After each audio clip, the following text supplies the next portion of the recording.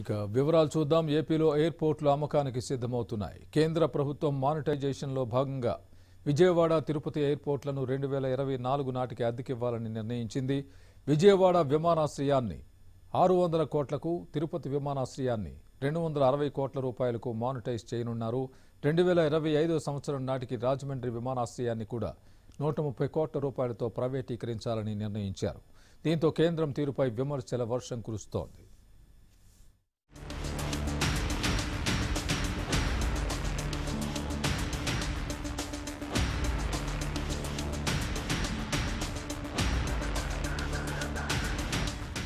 ప్రభుత్వం వివిధ రంగాలను ప్రైవేటీకరించడంలో పరుగులు పెడుతోంది. తాజాగా మానిటైజేషన్ ప్రక్రియలో భాగంగా ఎయిర్పోర్ట్ల ప్రైవేటీకరణకు శ్రీకారం చుట్టింది. విశాఖ ఉక్కు ఫ్యాక్టరీని ప్రైవేటీకరించి 100% ప్రభుత్వ పెట్టుబడులను ఉపసంహరించుకునే విధంగా ప్రక్రియను చేపట్టింది. దీనిపై ఉక్కు ఫ్యాక్టరీ ఉద్యోగ సంఘాలు, ఉత్తరాంధ్ర ప్రజలు ఉద్యమం చేపట్టారు. విశాఖ ఉక్కును ప్రైవేటీకరించడంపై అన్ని రాజకీయ పార్టీలు ఆగ్రహం వ్యక్తం చేస్తున్నాయి.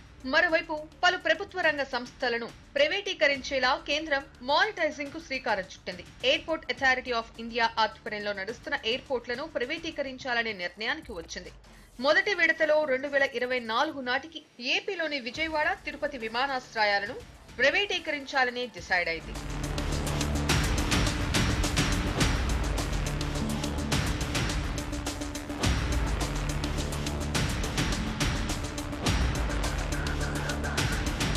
విజయవాడ ఎయిర్పోర్ట్ ను 600 కోట్ల రూపాయలకు ప్రైవేటీకరించాలని భావిస్తున్నప్పటికీ వాస్తవ విలువ చాలా ఎక్కువగా ఉంటుందని రాజకీయ పక్షాలు చెబుతున్నాయి.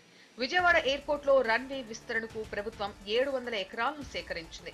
3000 కోట్ల రూపాయల పెట్టుబడులు పెట్టింది. ఇంటర్మ్ టెర్మినల్ ను నిర్మించింది. పాత టెర్మినల్ ను అంతర్జాతీయ విమానాశ్రయంగా అభివృద్ధి చేసింది. 11,500 అడుగుల పొడవు ఉన్న అతిపెద్ద రన్వే రాష్ట్రంలో విజయవాడ విమానాశ్రయంలోనే ఉంది.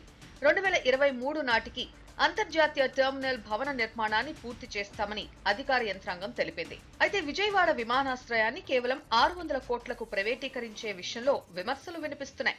ఇటీవల 700 ఎకరాల భూమి సేకరించారు. ఎకరం ₹1,00,00,000 చొప్పున ఉంటుందని చెప్తున్నారు. పాత టెర్మినల్ కింద 1,500 ఎకరాల భూమి ఉంది. విలువైన భూమి, రన్వేలు, టెర్మినల్ భవనాలు ఉన్న విమానాశ్రయాన్ని 600 కోట్లకు ప్రైవేటీకరించడంపై ఆగ్రహం వ్యక్తమవుతోంది.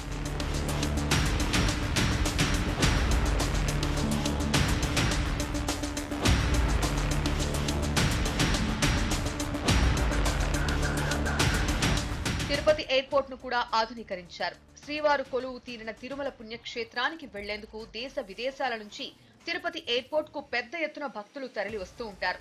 జాతీయ, అంతర్జాతీయ ప్రయాణికుల అవసరాలకు తగ్గట్లుగా తీర్చిదిద్దిన తిరుపతి విమానాశ్రయాన్ని కేవలం 260 కోట్లకు మానిటైజ్ చేయాలని నిర్ణయించారు.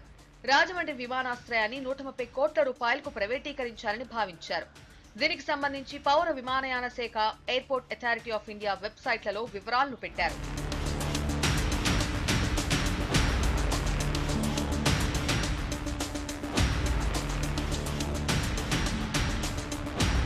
ఎయిర్పోర్ట్లను ప్రైవేటీకరించడం వల్ల ప్రయాణికులపై అదనపు భారం పడుతుందని పలువురు ఆందోళన వ్యక్తం చేస్తున్నారు. ప్రైవేట్ వ్యక్తుల చేతుల్లోకి ఎయిర్పోర్ట్లు వెళితే సౌకర్యాలు మెరుగుపడతాయని కేంద్రం చెబుతోంది. కానీ అంతకు మించిన భారం ప్రయాణికులపై పడుతుందనే చర్చ జరుగుతోంది. ఎయిర్పోర్ట్లలో పార్కింగ్, యూజర్ ఛార్జీలు, అద్దెలతో పాటు ఆహార పదార్థాల ధరలు విపరీతంగా పెరుగుతాయని వినియోగదారులు చెబుతున్నారు. ఎయిర్పోర్ట్లను ప్రైవేటీకరించడం సరికాదని ప్రతిపక్షాలు అంటున్నాయి.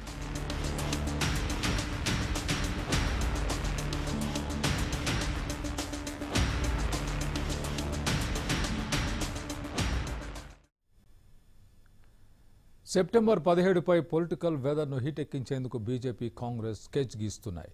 స్టేట్ ఫోకస్ మొత్తం తమ వైపు తిప్పుకోవడానికి పోటీ పడుతున్నాయి. అమిత్ షాను రప్పించి పొలిటికల్ షోను చూపించేందుకు బీజేపీ రెడీ అవుతోంది. అదే రోజు గజ్వేల్లో సభ పెట్టి గర్జించేందుకు టీ కాంగ్రెస్ ప్లాన్ చేసింది.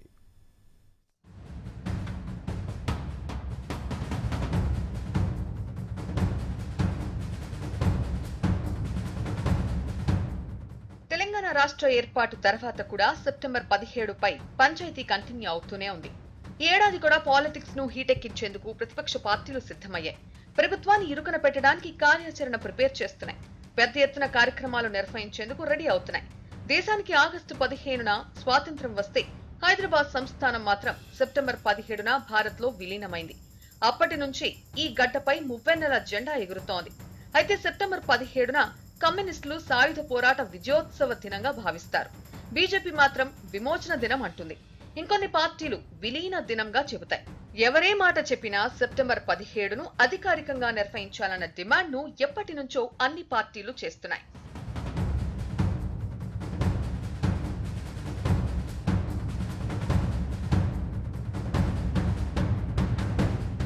రాష్ట్రంలో పాలకులు ఎందుకు నిర్వహించరని కేసీఆర్ ప్రశ్నించేవారు. కానీ తెలంగాణ ప్రత్యేక రాష్ట్రంగా ఆవిర్భవించిన తరువాత విలీన దినాన్ని అధికారికంగా నిర్వహించడంపై వెనక్కి తగ్గారు. ఎవరికి వారు పార్టీ కార్యాలయాల్లో జెండాలు ఎగరేసుకోవచ్చని యూటర్న్ తీసుకున్నారు. దీంతో కేసీఆర్ వైఖరిపై ప్రతిపక్ష పార్టీలు ఆగ్రహం వ్యక్తం చేస్తున్నాయి. తెలంగాణ వచ్చాక కూడా సెప్టెంబర్ 17ను అధికారికంగా నిర్వహించకపోవడాన్ని తప్పుపడుతున్నాయి. అటు బీజేపీ ఇటు కాంగ్రెస్ జెండాలు ఎగరేసి విమోచన విలీన కార్యక్రమాలు చేయడానికి పోటీ పడుతున్నాయి.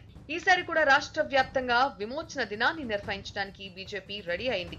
కేంద్ర హోంమంత్రి అమిత్ షాను రప్పించి సభ నిర్వహించడానికి ప్లాన్ చేసింది. హుజూరాబాద్ లో అమిత్ షాతో సభ పెట్టి పొలిటికల్ షోను ప్రదర్శించాలని డిసైడ్ అయింది.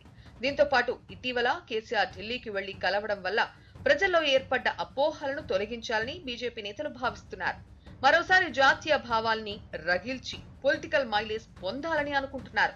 టీఆర్ఎస్ వైఖరిని తూర్పార పట్టాలని కాషాయ దళం భావిస్తోంది. అమిత్ షా సభతో అందరి దృష్టిని తమ వైపు తిప్పుకునే స్కెచ్ వేసింది.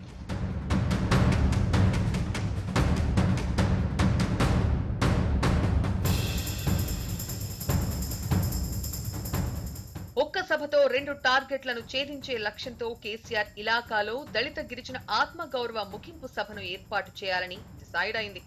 దళిత గిరిజన దండోరా ముగింపు సభకు మొదట రాహుల్ గాంధీని రప్పించాలని భావించారు. బిజీ స్కెడ్యూల్ కారణంగా రాహుల్ రాలేకపోతున్నందున రాజ్యసభలో ప్రతిపక్ష నేత అయిన మల్లికార్జున ఖర్గేను రప్పిస్తున్నారు. ఈ సభతో అటు దళితుల ఇష్యూ ఇటు సెప్టెంబర్ 17పై కేసీఆర్ వైఖరిని ఎండగట్టేందుకు టీపీసీసీ అస్త్రశస్త్రాలు సిద్ధం చేసుకుంటోంది. గజ్వేల్ సభను గ్రాండ్ సక్సెస్ చేయడానికి ఛాలెంజ్ గా తీసుకుని రేవంత్ రెడ్డి భారీ సన్నాహాలు చేస్తున్నారు. గాంధీ భవన్ తో పాటు అన్ని జిల్లాల్లో జెండా ఆవిష్కరించి విలీన దినం ఘనంగా నిర్వహించాలని టీపీసీసీ నిర్ణయం తీసుకుంది. అటు అమిత్ షా సభ కోసం బీజేపీ ఇటు ఖర్గే సభ కోసం కాంగ్రెస్ ప్రతిష్టాత్మకంగా తీసుకుని పనిచేస్తున్నాయి. కేసీఆర్ మీద విరుచుకు పడేందుకు సిద్ధమవుతున్నాయి. దీంతో సెప్టెంబర్ 17పై ఇప్పటి నుంచి రాజకీయం వేడెక్కుతోంది.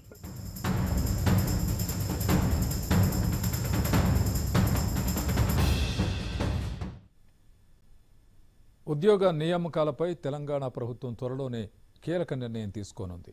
ఇప్పటికే ఖాళీల వివరాలను సేకరించి ఆర్థిక శాఖకు అధికారులు అందించారు. ఢిల్లీ నుంచి రాగానే సీఎం కేసీఆర్ తుది నిర్ణయం తీసుకోనున్నారు. 50,000 ఉద్యోగాల భర్తీకి దశల వారీగా నోటిఫికేషన్లు జారీ చేసేందుకు అధికారులు ప్లాన్ చేస్తున్నారు.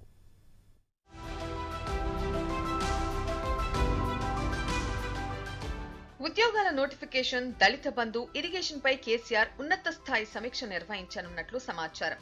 2-3 రోజుల్లో ఉద్యోగాల భర్తీకి నోటిఫికేషన్ ఇచ్చేందుకు ప్రభుత్వం సిద్ధంగా ఉన్నట్లు తెలుస్తోంది. ఉద్యోగాల భర్తీకి ఎలాంటి అడ్డంకులు లేకుండా త్వరలో కేబినెట్ సమావేశం నిర్వహించి ఆమోదం తీసుకోవాలని సీఎం కేసీఆర్ భావిస్తున్నట్లు సమాచారం. శాఖల వారీగా ఖాళీల వివరాలను ఆర్థిక శాఖ తెలుసుకొని సీఎస్ కు నివేదిక అందించింది. ఈ నివేదికపై కేబినెట్ లో చర్చించాక నోటిఫికేషన్లు జారీ చేసేలా కేసీఆర్ ఆదేశించనున్నారు. వివిధ శాఖల్లో పదోన్నతులపై కూడా కీలక నిర్ణయం తీసుకోనున్నారు. ఈ పదోన్నతులతో ఏర్పడే ఖాళీలను కూడా పరిగణంలోకి తీసుకుని దశల వారీగా నియామకాలకు ప్రాధాన్యతను ఇవ్వనున్నారు.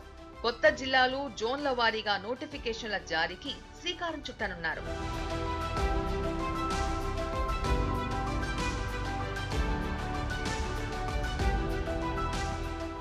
Telangana public service commission, police నియామక బోర్డు, గురుకుల విద్యాలయాలు, వైద్య నియామకాల సంస్థలతో పాటు కొత్తగా ఏర్పాటు చేయనున్న నీటిపారుదల నియామక సంస్థ ద్వారా వేరువేరుగా నోటిఫికేషన్ల జారీకి ప్రభుత్వం సిద్ధమవుతోంది. కలెక్టర్ల ఆధ్వర్యంలోని జిల్లా సెలక్షన్ కమిటీల ద్వారా కూడా మరికొన్ని నియామకాలు పూర్తి చేయనున్నారు. టీఎస్పీఎస్సీ ద్వారా గ్రూప్ 1, గ్రూప్ 2, గ్రూప్ 3 పోస్టుల భర్తీకి ప్రభుత్వం చర్యలు తీసుకోనుంది. ఒకేసారి 50,000 ఉద్యోగ నియామకాలతో రికార్డు సృష్టించేందుకు సర్కార్ సిద్ధమవుతోంది. తొలుత పోలీస్ ఉద్యోగాలకు గ్రీన్ సిగ్నల్ ఇవ్వనున్నట్లు తెలుస్తోంది. ఇప్పటికే దాదాపు 36 శాఖల్లో ప్రభుత్వ రంగ సంస్థల్లో ఉన్న ఖాళీలు, అవసరమయ్యే పోస్టుల భర్తీ, పదోన్నతులతో ఏర్పడిన ఖాళీల వంటి వివరాలను ప్రభుత్వం రెడీగా పెట్టుకుంది.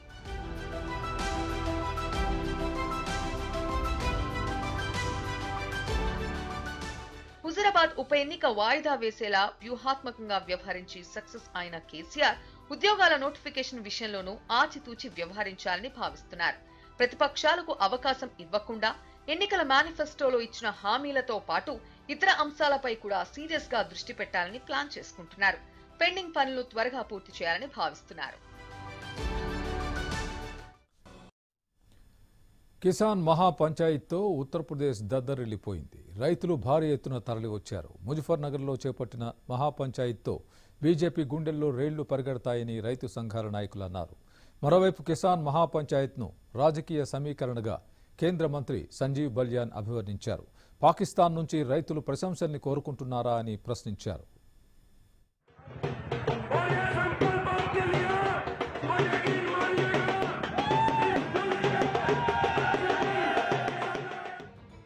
కేంద్ర ప్రభుత్వం తీరుకు వ్యతిరేకంగా లక్షలాది మంది రైతులు ఒక్క చోట చేరారు.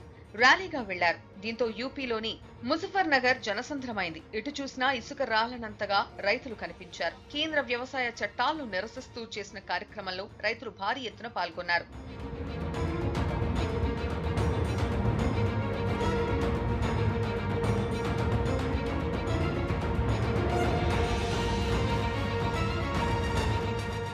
తొమ్మిది నెలలుగా ఢిల్లీ సరిహద్దుల్లో రైతులు ఆందోళన చేస్తున్నారు. తాజా ర్యాలీతో కొత్త దిశను నిర్దేశించారు. మరో కొద్ది నెలల్లో ఉత్తరప్రదేశ్, ఉత్తరాఖండ్ లో ఎన్నికలు జరగబోతున్నాయి. ఆ ఎన్నికల్లో బీజేపీని ఓడించడమే లక్ష్యంగా రైతులు భారీ సదస్సును నిర్వహించారు. భారీ సభలను దేశవ్యాప్తంగా నిర్వహిస్తామని భారతీయ కిసాన్ యూనియన్ జాతీయ ప్రతినిధి రాకేష్ టికాయత్ అన్నారు. దేశాన్ని అమ్మేయకుండా కాపాడుకోవాలని చెప్పారు. డిమాండ్లు పరిష్కరించేదాకా ఉద్యమం కొనసాగిస్తామని స్పష్టం చేశారు. దేశవ్యాప్తంగా 300 సంఘాలకు చెందిన రైతులు కిసాన్ మహాపంచాయత్లో పాల్గొన్నారు. కొత్త వ్యవసాయ చట్టాలపై రైతుల ఆందోళనకు అన్ని వర్గాల ప్రజల మద్దతు ఉందని ముజఫర్నగర్ సభ రుజువు చేసిందని 40 రైతు సంఘాల ఉమ్మడి వేదిక ప్రకటించింది. 15 రాష్ట్రాల నుంచి రైతులు సభకు హాజరయ్యారని తెలిపింది. ఈ నెల 27న భారత్ బంద్ కు కిసాన్ మహాపంచాయత్లో రైతులు పిలుపునిచ్చారు. మరోవైపు కిసాన్ మహాపంచాయత్లో పాల్గొన్న రైతులకు పలువురు ముస్లింలు ఆహార పదార్థాలను అందజేశారు.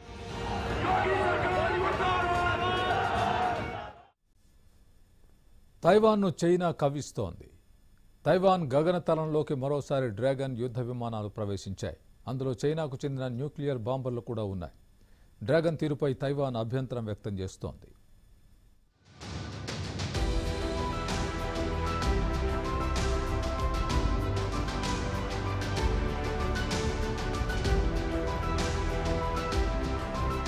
తైవాన్ పై చైనా కవ్వింపు చర్యలు ఆగడం లేదు.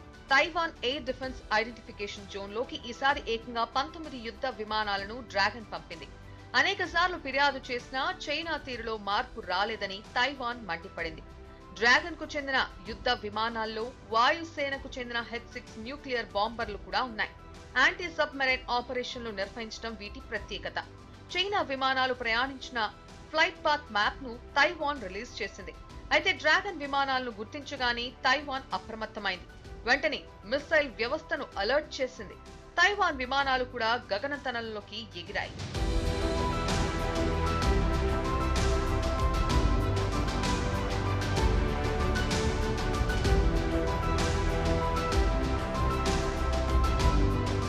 ఏడాది తరచుగా తైవాన్ గగనతల రక్షణ వ్యవస్థలోకి చైనా యుద్ధ విమానాలు ప్రవేశిస్తున్నాయి. దాదాపుగా 400 సార్లు డ్రాగన్ యుద్ధ విమానాలు తైవాన్ ఎయిర్ స్పేస్ లో చొరబడ్డాయి. మరోవైపు చైనా గ్రే జోన్ వార్ఫేర్ వ్యూహాన్ని అమలు చేస్తోంది. యాంటీ సబ్మెరైన్ వార్ఫేర్ కు ఉపయోగించే షాంగ్సీ Y-8 వేరియంట్ ను వినియోగిస్తోంది. ఇది చాలా స్లోగా ప్రయాణం చేస్తుంది. దీంతో ఉపరితలం మీద నుంచి ప్రయోగించే క్షిపణి వ్యవస్థలతో తైవాన్ ట్రాక్ చేస్తోంది. అయితే తైవాన్ నైరుతి ప్రాంతాన్ని చైనా టార్గెట్ గా చేసుకుంటోంది. చొరబాట్లతో తైవాన్ ను వేధిస్తోంది.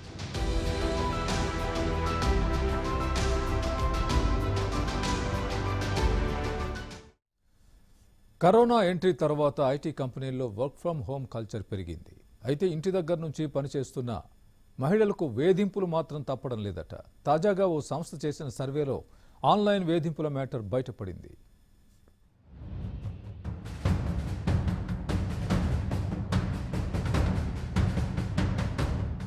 కరోనాతో ఐటీ కంపెనీల్లో దాదాపుగా వర్క్ ఫ్రం హోం కొనసాగుతోంది. సాధారణంగా పనిచేసే చోట లైంగిక వేధింపుల వ్యవహారాలు ఎప్పుడూ చర్చనీయాంశమవుతాయి.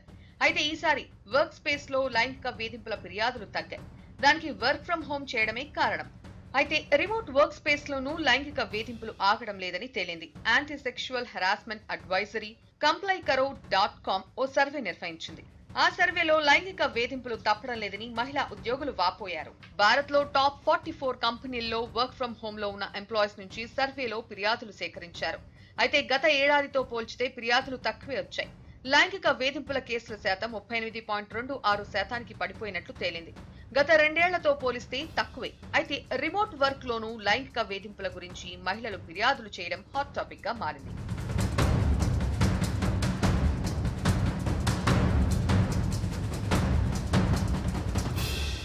సర్వేలో టీం లీడర్లు, సహచరులు, మేనేజర్లు, బాస్ల పైన కొందరు మహిళా ఉద్యోగులు ఫిర్యాదులు చేశారు. రకరకాలుగా వేధిస్తున్నారని ఆవేదన వ్యక్తం చేశారు. వర్క్ టాస్క్లు తప్పించేందుకు చెప్పినట్టుగా చేయాలని వేధిస్తున్నట్లు ఆరోపణలు చేశారు. కొందరైతే సమయం కాని సమయంలో ఆన్లైన్లోకి రావాలని ఒత్తిడి పెట్టినట్టుగాను ఫిర్యాదులు ఇచ్చారు. అవసరం లేని చర్చలతోనూ వేధిస్తున్నట్టుగాను కొందరు మహిళా ఉద్యోగులు ఆవేదన వ్యక్తం చేశారు. మానసికంగా ఇబ్బందులు పడుతున్నట్లు చెప్పారు. మొత్తానికి ఇంటి నుంచి పని చేసినా వేధింపులు తప్పడం లేదని మహిళా ఉద్యోగులు వర్రీ అవుతున్నారు.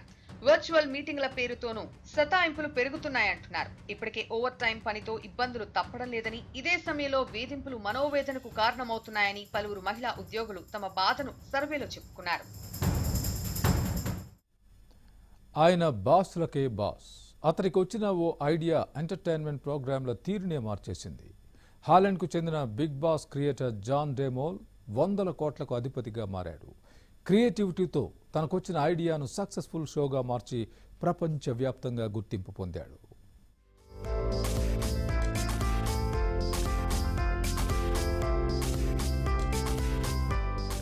టాలెంట్ ఉంటే సరిపోదు, క్రియేటివిటీని కూడా జోడించాలి. అప్పుడే ఎంటర్టైన్మెంట్ ఫీల్డ్ లో సక్సెస్ కూడా సొంతమవుతుంది. అప్పటి వరకు ఓ ట్రెండ్ లో వెళ్లిన వినోద రంగాన్ని జాన్ డేమోల్ ఓ మలుపు తిప్పాడు. స్క్రిప్ట్ అనేదే లేకుండా వినోద కార్యక్రమాన్ని రియలిస్టిక్ గా చూపాలి అనేది అతని ఆలోచనకు పదును పెట్టి నెదర్లాండ్స్ లో బిగ్ బ్రదర్ రియాలిటీ షోను ఆరంభించాడు. అదే ఇప్పుడు బిగ్ బాస్ గా మారి ప్రపంచాన్ని చుట్టేసింది.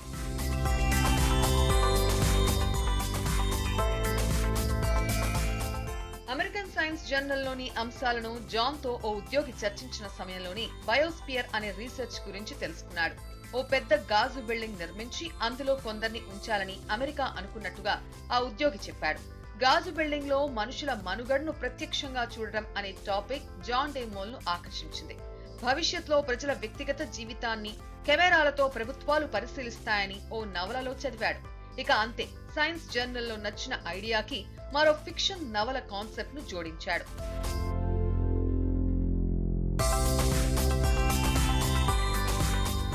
స్పాన్సర్లు ముందుకు రాకపోయినా తన కాన్సెప్ట్ ను నమ్ముకొని జాన్ డేమోల్ ప్రోగ్రామ్ ను డిజైన్ చేసుకున్నాడు. మెల్లమెల్లగా జనాల దృష్టి బిగ్ బ్రదర్ పై పడింది. సూపర్ సక్సెస్ అయింది. ఓ టీవీ నిర్మాతగా ఫోర్బ్స్ జాబితాలో కూడా జాన్ డేమోల్ చోటు దక్కించుకున్నాడు. క్రియేటర్ గా, బిజినెస్ మ్యాన్ గా ప్రపంచవ్యాప్తంగా హైలైట్ అయ్యాడు. భారత్ లో హిందీతో పాటు వివిధ ప్రాంతీయ భాషల్లోనూ బిగ్ బాస్ రియాలిటీ షోను నిర్వహిస్తున్నారు. తెలుగులో ప్రస్తుతం 5వ సీజన్ నడుస్తోంది. భార్యాభర్తలంటే ఒకరి జీవితంలో మరొకరు సగభాగం అంటారు. అందుకు తగ్గట్టే సిద్దిపేట జిల్లాలో ఓ వ్యక్తి తన భార్యకు గుడి కట్టించాడు. భార్య మృతి చెందిన ఆమె జ్ఞాపకాలను పదిలంగా ఉంచుకున్నాడు. నిత్య పూజలు చేస్తూ అర్ధాంగి రూపాన్ని కళ్ల ముందు చూసుకుంటున్నాడు.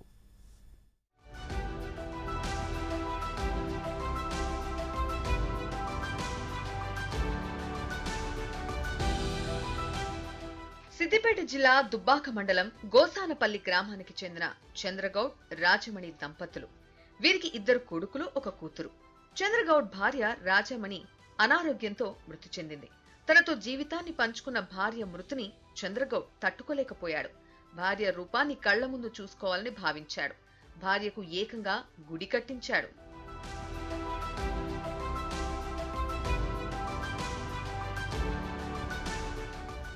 వ్యవసాయ పొలంలో భార్యకు చంద్రగౌడ్ గుడి కట్టించాడు. తను కూడా అక్కడే ఉంటున్నాడు. భార్య జ్ఞాపకాలతో బతికేస్తున్నాడు. అంతేకాదు, ఆశ్రమం నిర్మించి పేదలకు సాయం అందిస్తున్నాడు. తన కష్ట సుఖాలను పంచుకున్న రాజమణిని ఎప్పటికీ మర్చిపోనని చంద్రగౌడ్ చెబుతున్నాడు. నిత్యం భార్య విగ్రహానికి పూజలు చేస్తున్నాడు. భార్యకి గుడి కట్టించిన చంద్రగౌడ్ ను గ్రామస్తులు అభినందిస్తున్నారు. ఈ వీడియోలు సోషల్ మీడియాలోనూ వైరల్ అవుతున్నాయి.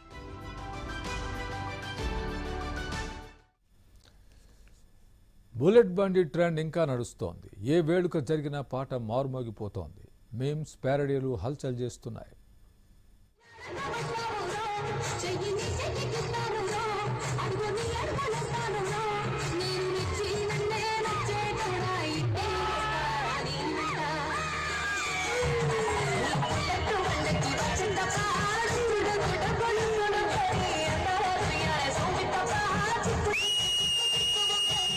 మంచిర్యాల జిల్లాలో నవవధువు బుల్లెట్ బండి పాటకు స్టెప్పులేశాక ఈ పాట రేంజే మారిపోయింది.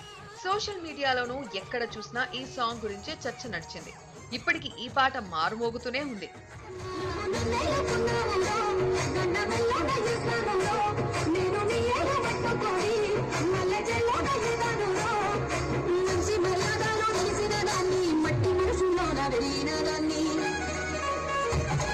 పెళ్లైనా మరేదైనా వేడుకలో అయినా డుగుడుగు సాంగ్ వినిపిస్తోంది. ఆఫ్లైన్ లోనే కాదు, ఆన్లైన్ లోనూ అంతకంతకు క్రేజ్ పెరుగుతోంది. పెళ్లి వేడుకల్లోనే కాకుండా పాఠశాల గదుల్లోనూ పాట మారుమోగుతోంది. పిల్లలు అందరూ వచ్చేయండి, చెక చెక చెక చెక చెకయండి, మాస్కులు వేసుకొని మీరు దూరాన్ని పాటిస్తూనే, మాస్కులు వేసుకొని దూరాన్ని పాటిస్తూనే సంతోషంగా వచ్చేయండి, చదువుల బండి సాగించండి. ఆస్పత్రి వార్డుల్లోనూ బుల్లెట్ బండి సాంగ్ ట్రెండ్ కొనసాగుతోంది. అయితే ఓవైపు బుల్లెట్ బండి వీడియోలతో పెళ్లి కూతుళ్లు, యువతి యువకులు అలరిస్తుంటే, మరోవైపు ఆ పాట గురించి నెట్టింట్లో కొన్ని ఫన్నీ మీమ్స్, కార్టూన్స్ అందరినీ ఎంతగానో ఆకర్షిస్తున్నాయి.